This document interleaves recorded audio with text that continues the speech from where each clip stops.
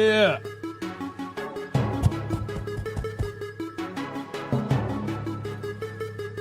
Running Back Nation, what is good? What is good? What is good? What's up, my people? Just wanted to come up here and talk to you about a couple things. This is decaf coffee, don't you worry. Don't you worry. What's up, man? Who's in here? Za, my man Za is in here. What's up, Za? RJ7 Deuce. Been a wild season. Miller CMDN. Moses Malone, Post Malone, Coach Malone, Lakers in 5. Lakers. It doesn't even matter. Jamal Murray is injured and won't play in the postseason. Nuggets have no shot this year.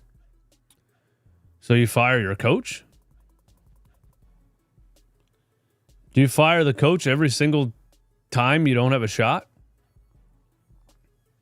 Sixers aren't the only team ruined by injuries. Of course they're not. I don't give a fuck about him being the winningest coach in Nuggets history. Any coach with Jokic could have that record. I don't know about all that. I mean, yeah. I understand where you're coming from. You know, you could do the Steph Curry effect, right? Where, you know, Steph Curry, Klay Thompson, Draymond Green, and that roster. My 9-year-old son could have coached to a championship. I get that.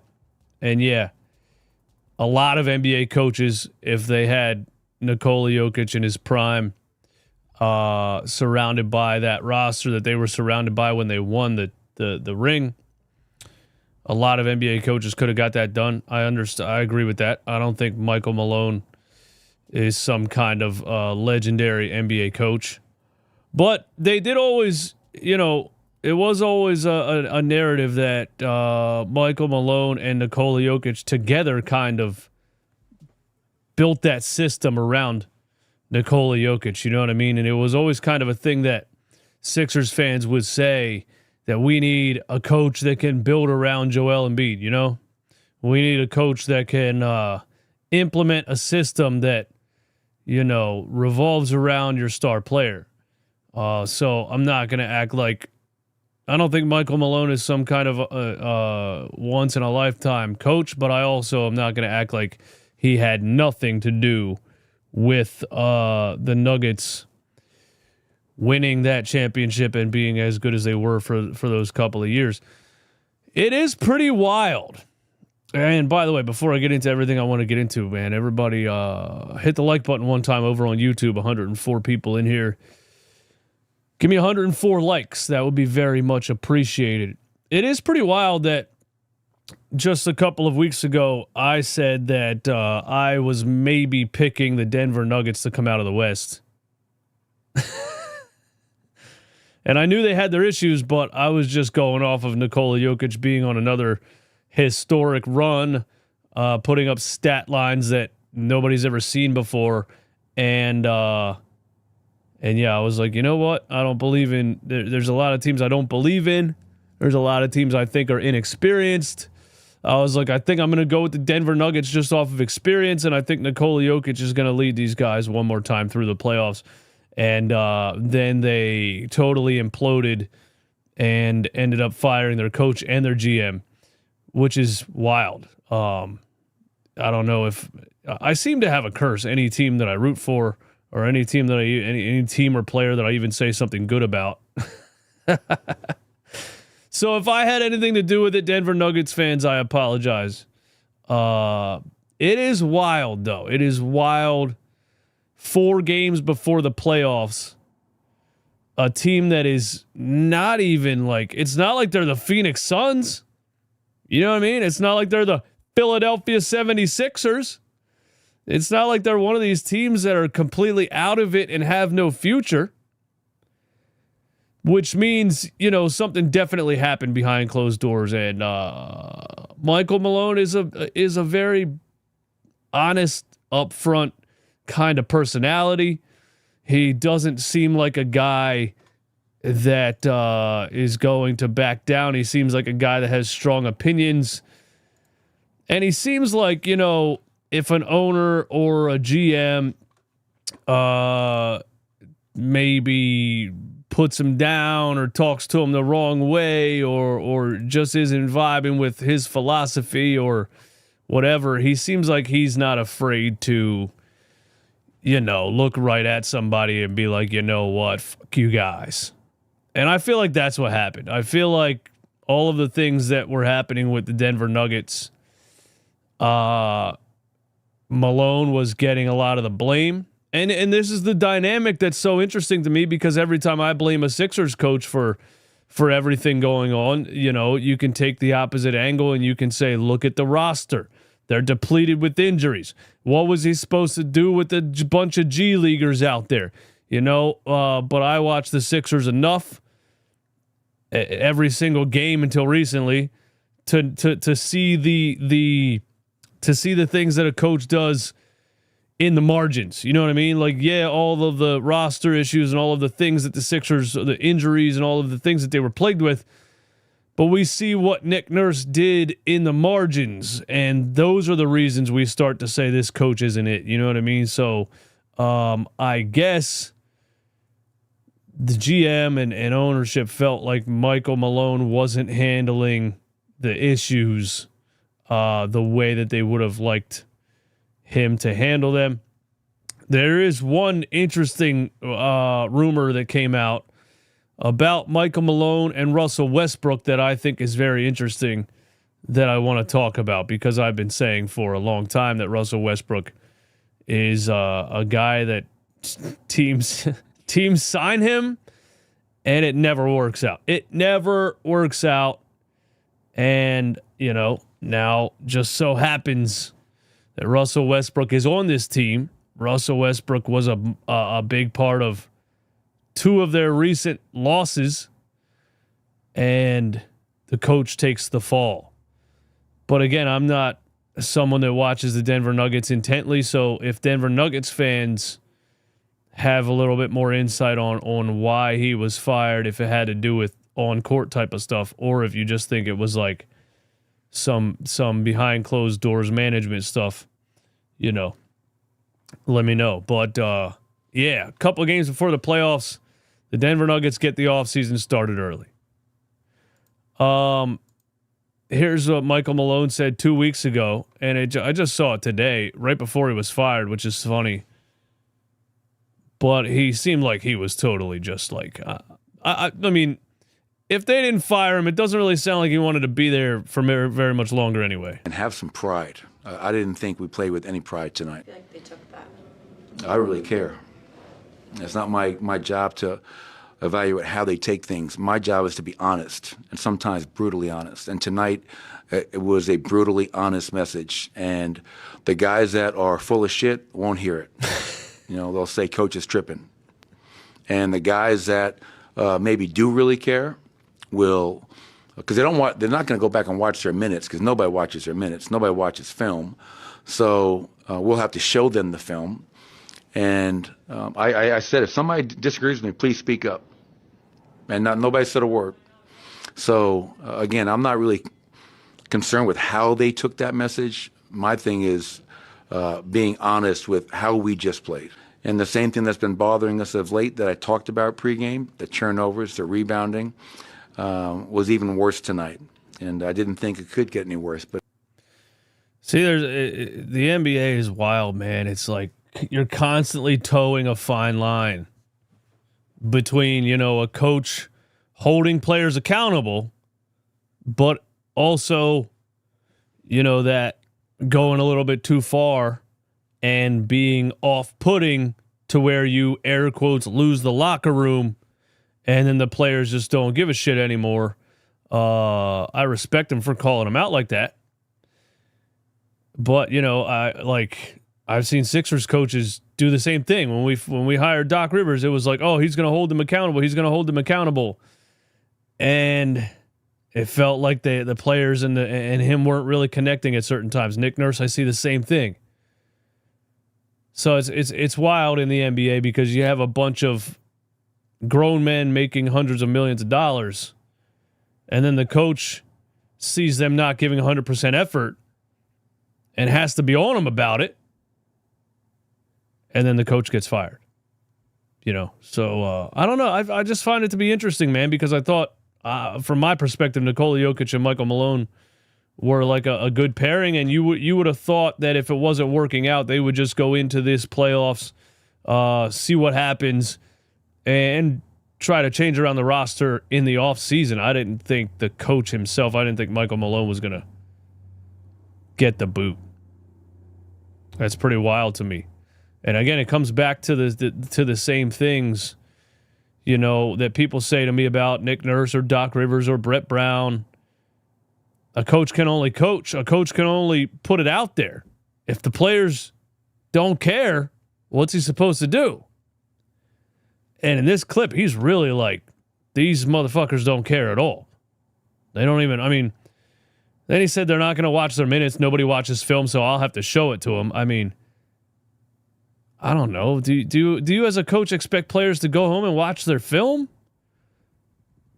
Or are you supposed to show it to them? I don't know. It's wild, man. But I just see similarities between what kind of people say when they try to, defend some of the Sixers coaches over the years. It's very interesting to me because is the rebounding and transition defense and defensive issues personnel? Or is it effort? You know what I mean? Nikola Jokic has reportedly been frustrated with the Nuggets' defensive performance this season. League sources say there have been significant frustration within the locker room at how the Nuggets were playing, particularly defensively. That's pretty wild for Nikola Jokic to be reportedly frustrated with the Nuggets' defensive performance. Because I don't give a damn what Swiper Cam says. Nikola Jokic is a bad defender. And all you got to do is watch him get put on an island in a basketball game and to know that. The Nuggets were just 20th in defensive rating.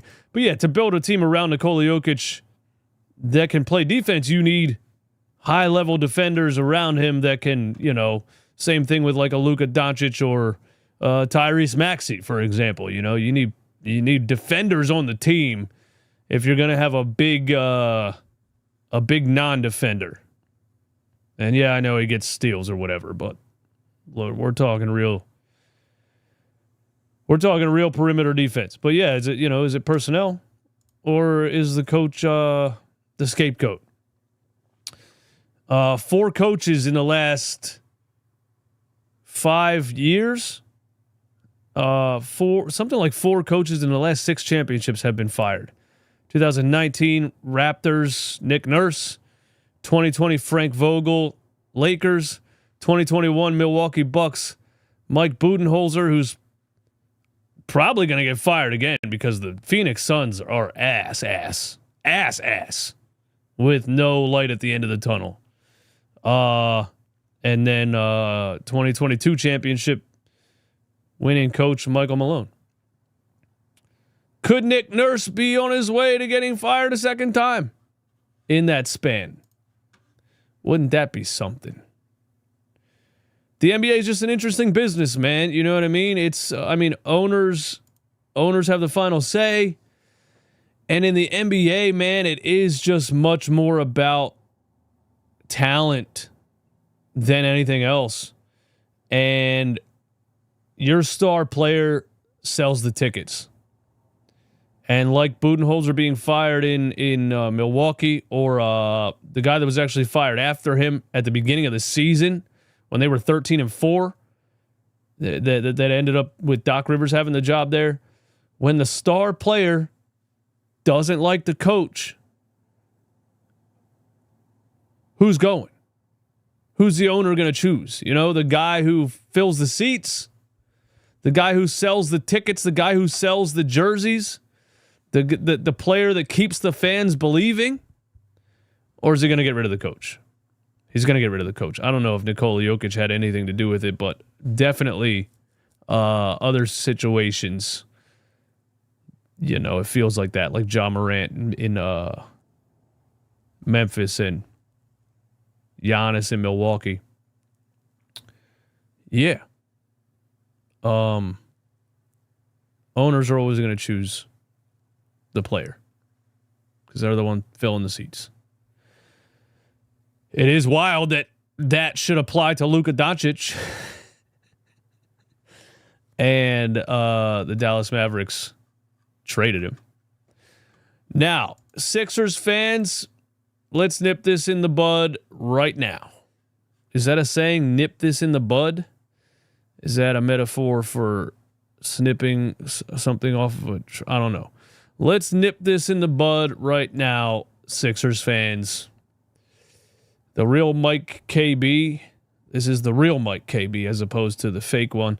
Michael Malone could be an interesting option for the Sixers if they decide to move on from Nick Nurse.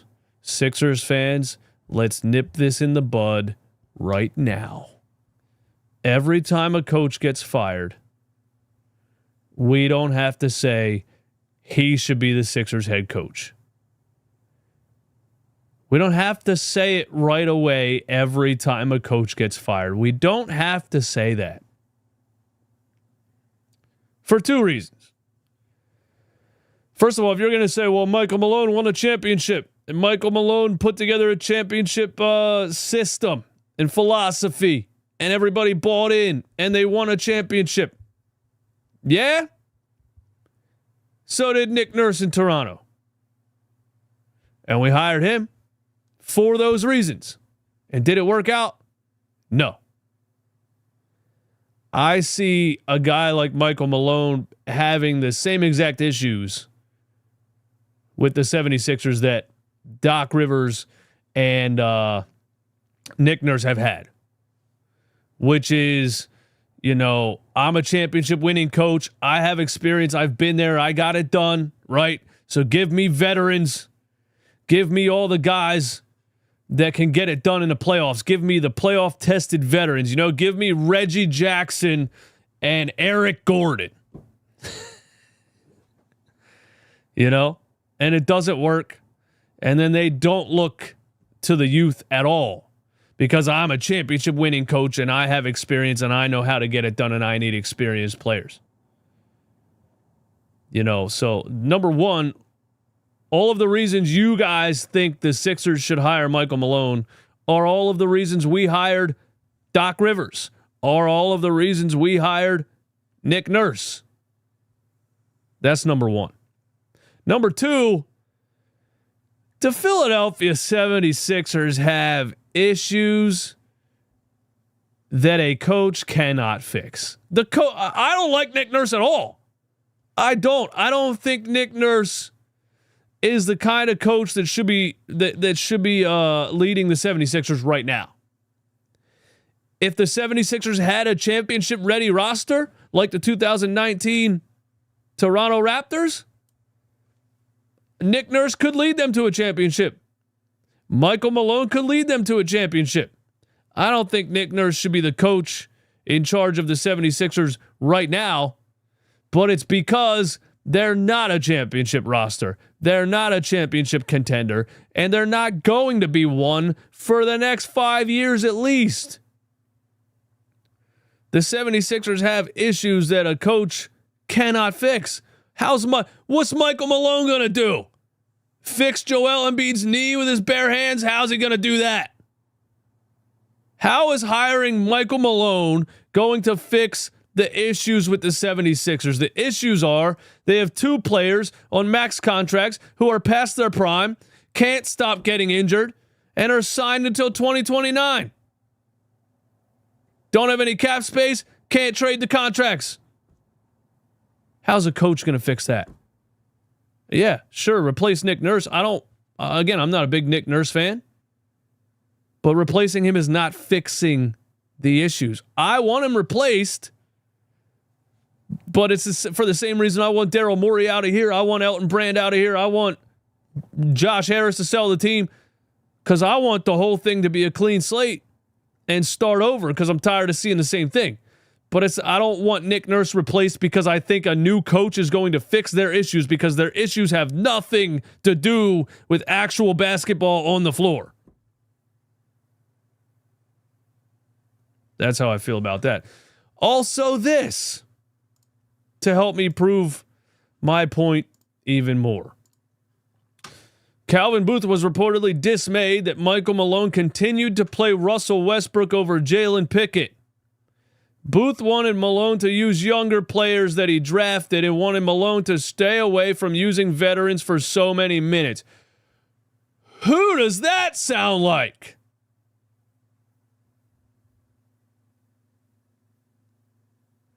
This guy is literally Nick Nurse.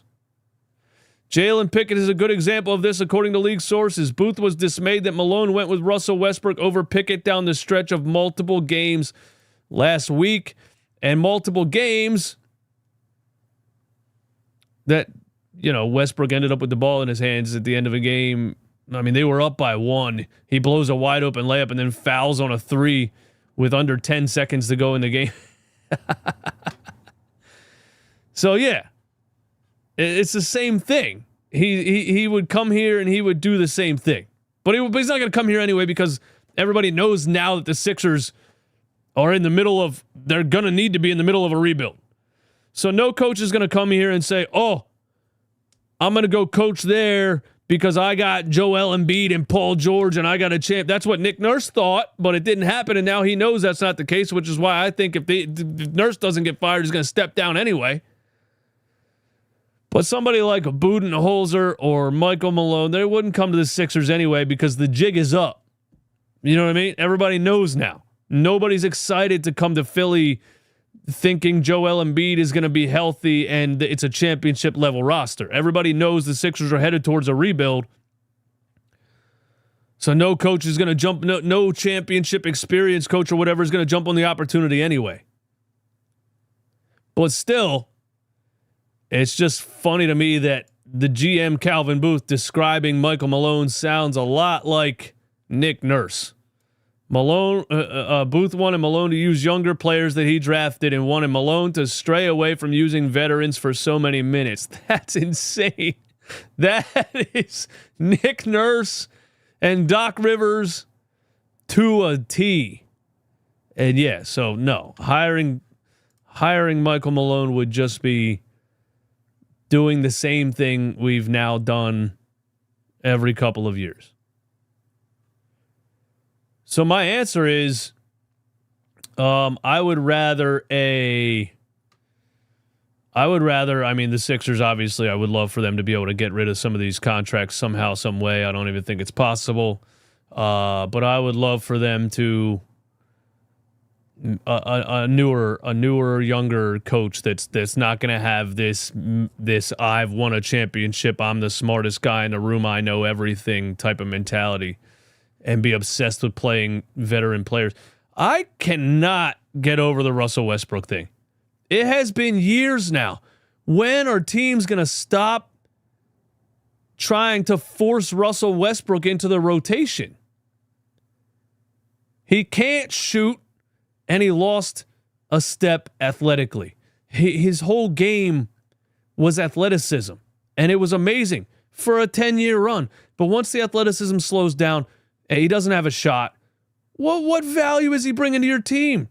He can't space the floor. That's a major issue in today's NBA. And these coaches and GMs and everybody they keep signing Russell Westbrook. Yeah, but he does this and he did this and he did that. Bro, he stinks, man. It is what it is. The Sixers will probably be the next one to end up with Russell Westbrook for some reason. He's the exact type of player the 76ers would overpay. He's the exact type. Once he started blowing 70% of his layups, it was over. Dude, he has the most missed layups in NBA history. Did you guys know that? But yeah, I'm out on Michael Malone, man. I'm not interested, bro. I'm not interested. I just don't think it would. I don't think it would fix anything. I heard some medical grade. Maybe he can. Oh, maybe he can rub that in and heal Joel. Doug Collins was a great coach. They should hire Taylor Jenkins, seeing the Grizzlies develop, but they also have to fire Morey like Denver did with their GM as well. That's the thing too, man. the Denver Nuggets see a little bit of a decline, right? They trend towards darkness for like 3 months, and they clean house right away. Why?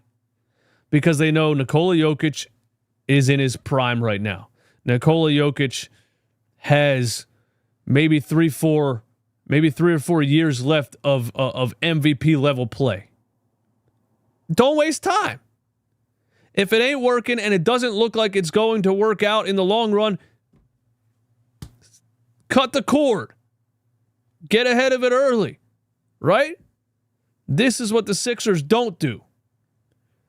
When the Sixers have issues with a coach or to the fan base, it looks like this ain't gonna work. They sit around for 3 more years. You know what I mean? They sit around for 3 more years and waste Embiid's entire career. They did it how many times?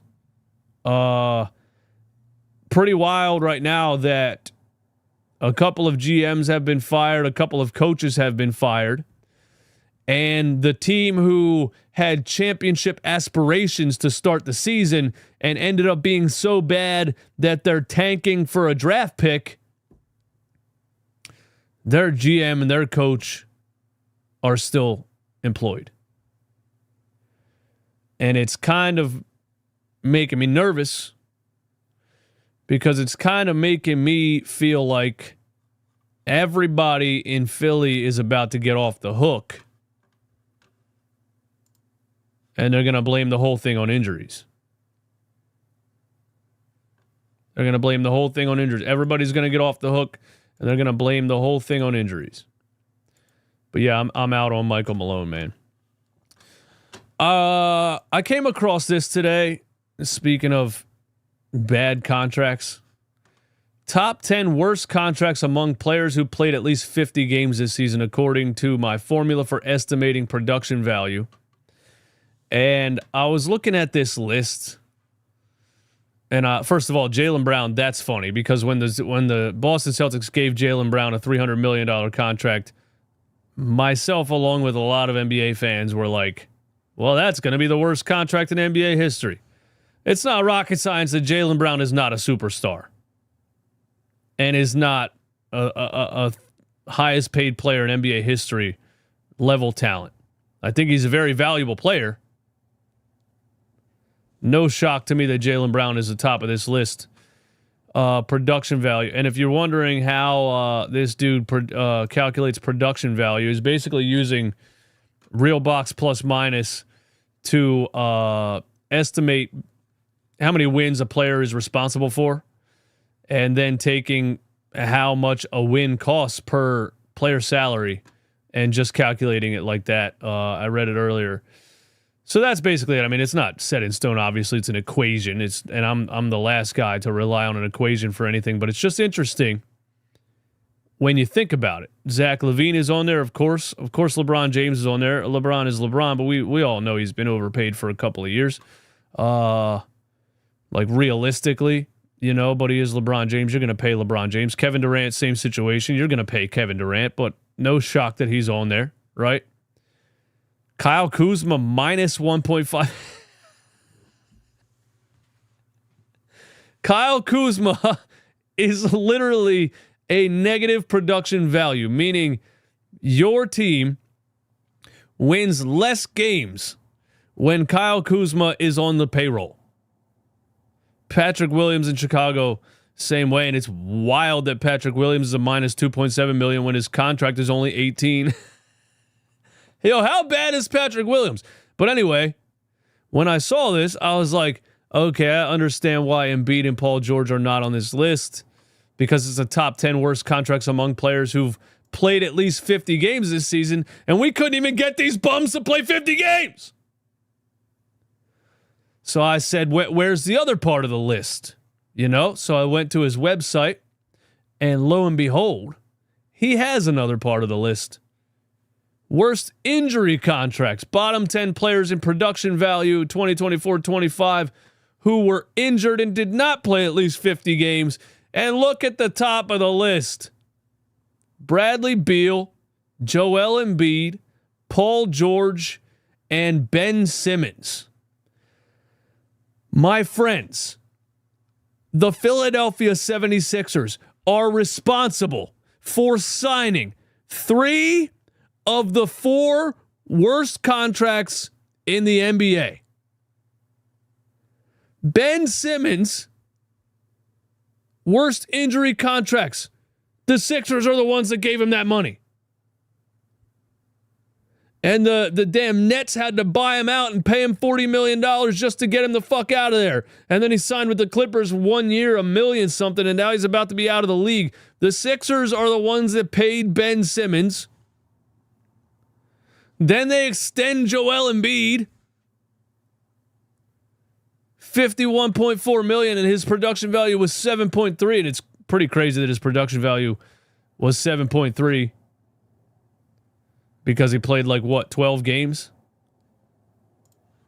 And then they signed Paul George, who hyperextends his knee 15 times, tears a ligament in his pinky, pulls his groin muscle. I mean, what else, dude? The guy only played 30 games and got hurt 31 times. How can a franchise be so inept that they can be responsible for 3 of the 4 worst contracts in the last 10 years? That is insane. You couldn't be this bad at doing basketball business if you tried to. If somebody said, hey, if you went on NBA 2K and you played GM or whatever, I haven't played the game in 10 years, so I don't even know what it's on there anymore. But if you went to my GM or whatever it used to be, right? And you said, I'll pay, there's a contest to see who can be the worst, who can create the worst franchise. If you intentionally tried to do the most fuck-ups, you still wouldn't be able to pull this off. Because 2K wouldn't even allow it. It would say no. 2K would deny the trades. It would deny the signings. The fucking video game would be like, this is way too bad of an idea. We're not letting you do it.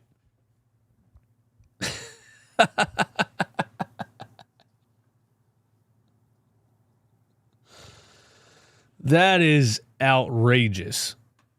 That is absolutely outrageous. I love Maxey, Grimes, McCain. We just need a new starting center and good wings. Yeah. How do you get that? How do you get a starting center and good wings, man?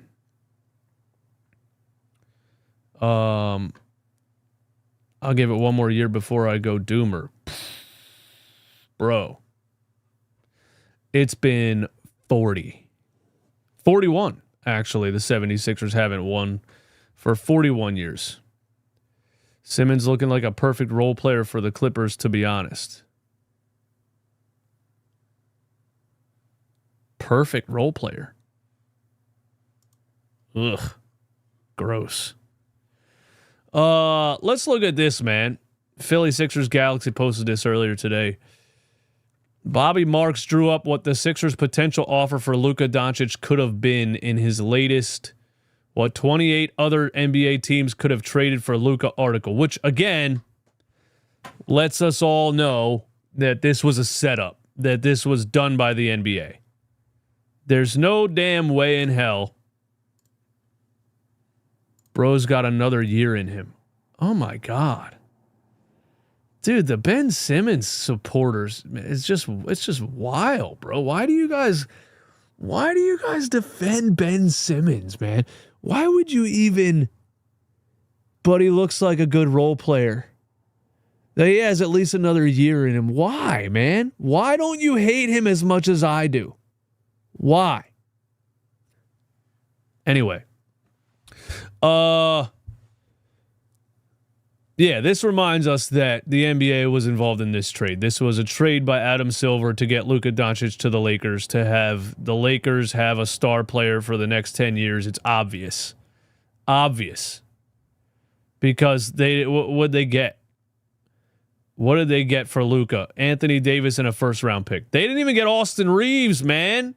How could the Dallas Mavericks trade Luka Doncic at 25 years old and get only one first-round pick and didn't even get Austin Reeves?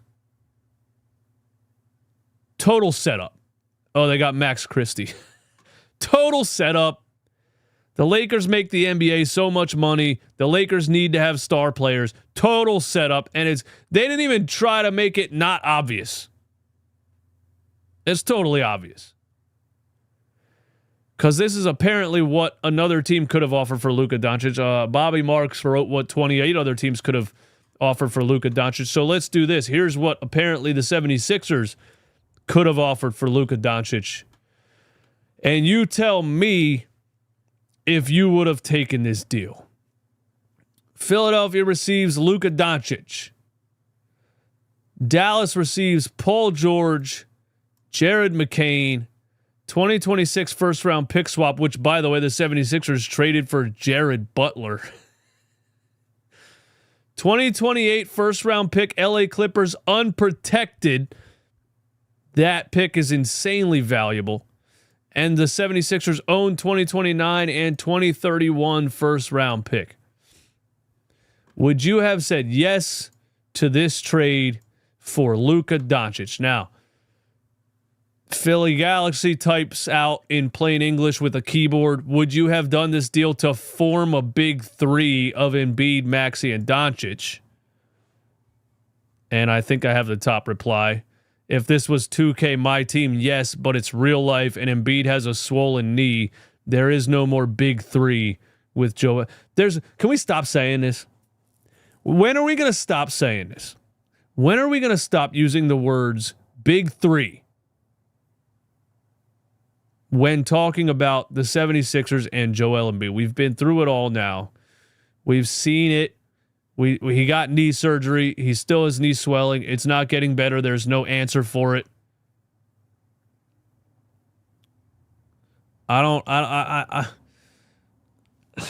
Do people really still believe that somehow Joel Embiid is going to get back to superstar basketball play? I would love for it to happen. I would love more than anything for that to happen. It's probably top 5 things I would love to see happen. I would love to hit the lottery. I would love for world peace. I would love for maybe 2 other things ahead of Joel Embiid actually getting back to superstar level play. I don't see it. So there's no big three. Okay. And I would have said yes to it, obviously. It's 25-year-old Luka Doncic, and we've all said, a million times, even the defensive issues that he's had or the issues of not being in shape or not taking his conditioning seriously or not taking his diet seriously, all that type of stuff. That's different when you have someone who's 25, 25. Because there's so much time for him to figure that out. That's a lot different than signing 34-year-old Paul George. No time to figure it out. He's almost done. So, yeah, you would have had to say yes to that because of Luka Doncic's level of play at such a young age and the fact that he has years and years and years to figure out the conditioning issues, the defensive issues, dedication, seriousness, or whatever else the Dallas Mavericks had an issue with. You would have to say yes. Trading Jared McCain would hurt my soul. It would hurt my soul a lot because I love Jared McCain. As much as I hated the draft pick at the time because I thought we should have drafted a wing and I knew nothing about Jared McCain, he shocked me. He surprised me. He was such a breath of fresh air this season. He's such a diamond in the rough. He's such a needle in a haystack. And I think he's going to be amazing. And I think Jared McCain, people hate when I say this because everybody thinks they have a fucking crystal ball. I think Jared McCain has Steph Curry level of potential. I really do think that. But I would still have to say yes to that. And you get off the Paul George contract. You do give up 4 first-round picks, but you get 25-year-old Luka Doncic, and you jumpstart a 76ers rebuild. You know what I'm saying? That's the best way to jumpstart a rebuild, right? Get a 25-year-old superstar somehow, some way. Lakers pulled it off. Again, I think it was a setup. In a perfect world, I would also somehow try to throw Joel Embiid into this trade here, and I'd say, hey, listen, man, you guys get Paul George, okay? Maybe he stops hyperextending his knees or something. You get Joel Embiid. Maybe he comes back and plays like a superstar. Maybe he doesn't. And then that probably wouldn't work out because it's too much bad contract money. To be honest, I'd rather see Maxey with the keys. Man, wow.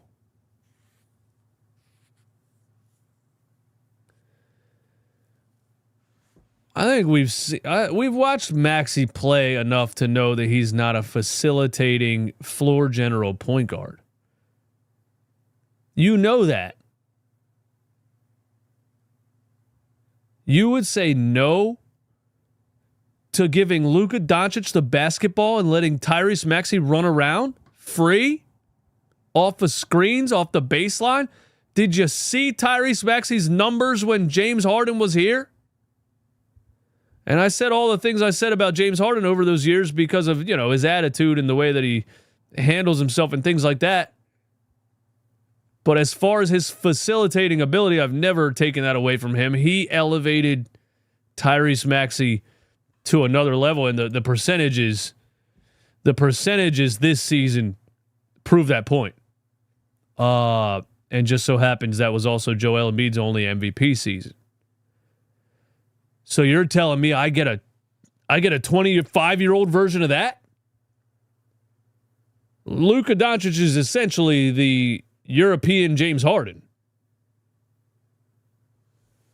Yes, of course, you say yes to that. And you watch, 25-year-old Luka and Maxey and yeah. But anyway, that was obviously just a hypothetical because the NBA rigged the trade. And Luka Doncic went to the Lakers. Anyway, I don't think I have anything else to say, man. Yeah, hit the thumbs up. Thanks for being here, man. Thanks for being here. That's way too much. That's what Luka Doncic should have went for. This is what a 25-year-old superstar goes for. A young, promising player and 4 first-round draft picks. That's what the trade should have been. A bad contract, a young, promising player, and 4 first-round draft picks. That's what the trade should have been. What did Donovan Mitchell go for? 4 first-round picks? Rudy Gobert went for 5 first-rounders. Dude, Mikal Bridges went for 5 first-rounders. This is why everybody was so shocked about the Luka trade and the fact that the Mavs only got 1 first-round pick out of it. But yeah, I'm excited to watch Jared McCain next season. Speaking of him. And I hope Nick Nurse or whatever coach is in here has a plan. And I also think the big 3 thing is over. I don't know, man.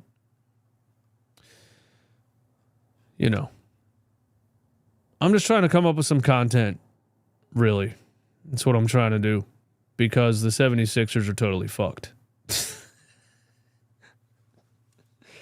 Dude, every day this channel is going to literally be hypotheticals for the next 7 months. Because the Sixers are fucked, bro. What am I supposed to say? You know what I mean? There's no way out.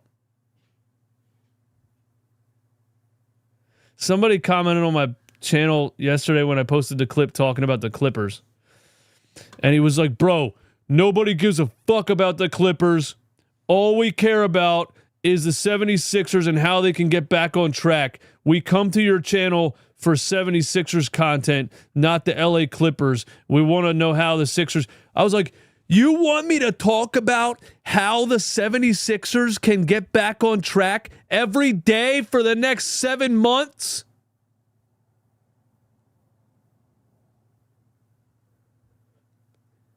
Here, let me save you the next 7 months. The 76ers are fucked. There. Saved you 7 months of listening to somebody tell you how the Sixers can get back on track. What do you want me to be? Some of you guys want me to be this one of these writers that they go into an office and they say, okay, I know the team is fucked, but I can't say that. I know the team is totally screwed, but I can't say that. Let me come up with something positive and cheerful for the cheerleader fans on Facebook, for the cheerleader fans in the Facebook groups that want to hear something nice. Let me talk about how Lonnie Walker could potentially be a rotational player for nobody cares. Nobody cares. The team is screwed, bro. Nobody cares if Lonnie Walker could potentially be a rotational. Nobody cares.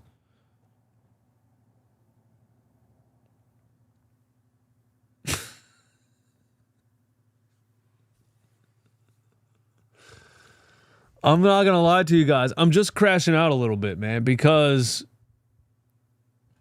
I have a long time to make content on this channel before the 76ers are actually playing meaningful basketball games again, and I can actually react to things that are happening. So I would like to thank you guys, by the way, before I get out of here, for those of you that have just continued to rock with me no matter what I'm talking about. You know, I just did a stream talking about Michael Malone getting fired. Like, yeah, I tied it into the Sixers kind of, but like, it just feels good. It feels good to know that I can talk about the NBA in general, and you guys will still come by and listen, you know?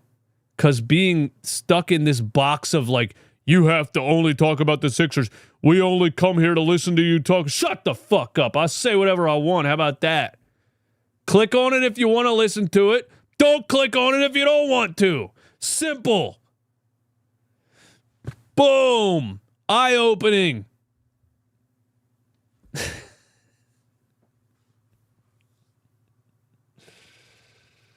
The Sixers are unbelievable, man.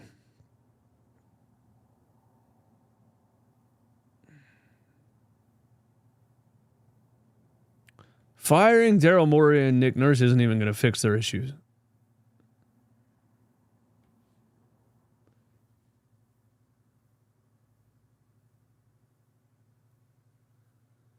It is pretty funny. Once I started just laughing at how ridiculous the 76ers are, it became a lot more fun. They want you to become Kate Scott. Bro, where's the tweet that I posted? Hold on, let me show you guys the tweet that I posted last night during the game. Because I was chilling, I was watching the NCAA championship game, and I flipped over to the Sixers for like a couple minutes. And at the very end of the game, unfortunately, the 76ers have now lost 12 in a row.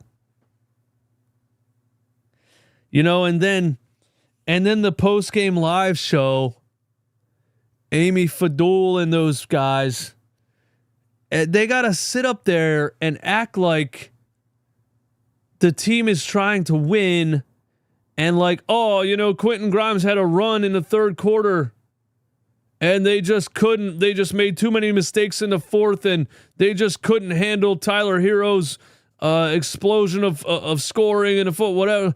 Stop it, man. Y'all are not being serious.